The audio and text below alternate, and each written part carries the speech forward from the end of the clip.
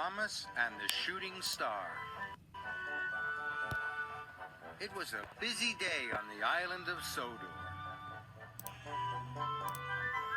All the engines were working hard. They wanted to finish their work as quickly as possible.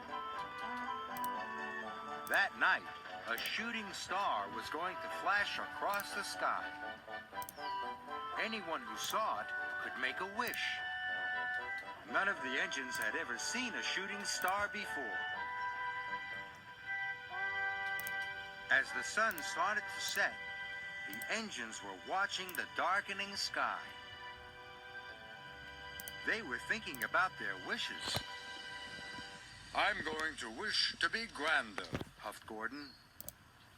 "I'm going to wish to be redder," snorted James. "I'm going to wish to pull the mail forever and ever," peeped Percy happily.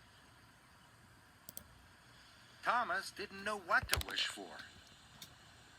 "Never having to work with Diesel again," he thought. "Or never wearing my snowplow. Or never having to pull smelly fish," he tooted. Sir Topham had arrived with some engineers. "The power station has broken down. There are no lights on the island," he boomed. "Thomas, you must take the engineers to repair it right away. Be sure to go the quickest way," he added. "Look out for the shooting star, Thomas," peeped Percy. "And remember to make a wish." "I will," whistled Thomas. And he steamed away. The power station was on the far side of the island. Thomas puffed happily along. He made sure to take the quickest way. But then he came to a long, dark tunnel. "If I go through the tunnel, I won't be able to see the sky. Then I might miss the shooting star," he wished. So Thomas puffed back up to the junction.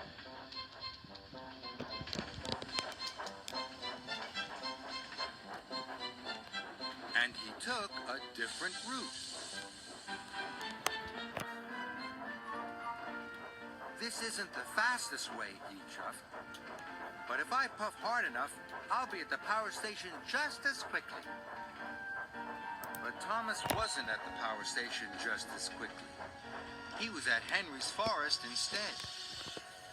The trees were tall, and the branches blocked out the sky.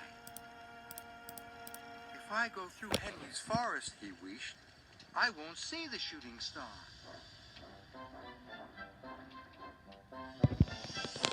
So Thomas took a different route. He puffed around Henry's Forest. His journey was getting longer and longer.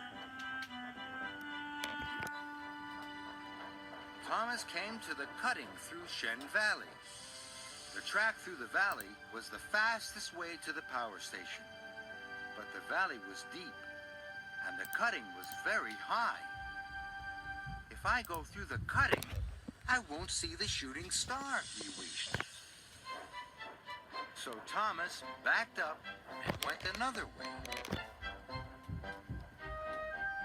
Thomas's journey was getting even longer, and it was even later. And with no electricity on the island, Sodor was darker than ever. At Tidman's sheds, the engines were all still thinking about their wishes. All except Percy. He was worried about his friend. "Thomas should be back by now," he peeped sadly. "Where is he?" But the engines didn't know where Thomas was. And neither did Thomas. He could hardly see anything. He didn't know whether to puff left, or right, or up, or down. Now he wasn't thinking about the shooting star. He was thinking about the power station. "If If I had taken the quickest way, the lights would be fixed by now, cried Thomas, and I wouldn't be lost. Cinders and ashes.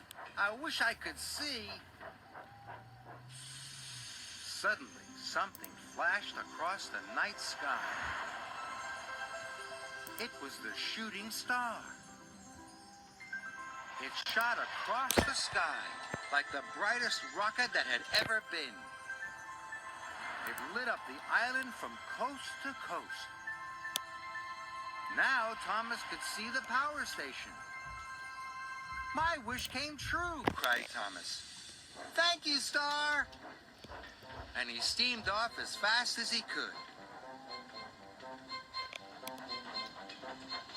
Thomas arrived at the power station. The engineers quickly got to work.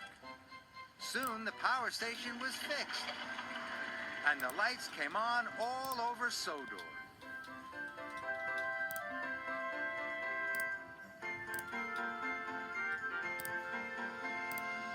Thomas puffed happily home. He passed through brightly lit stations.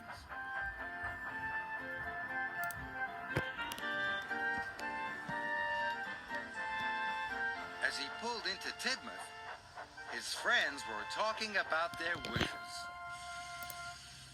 Gordon said he felt grander. James was sure he was redder. Percy was just happy to see his friend. I wished you would come home safely, he peeped. Thank you, Percy, tooted Thomas. Both of our wishes came true.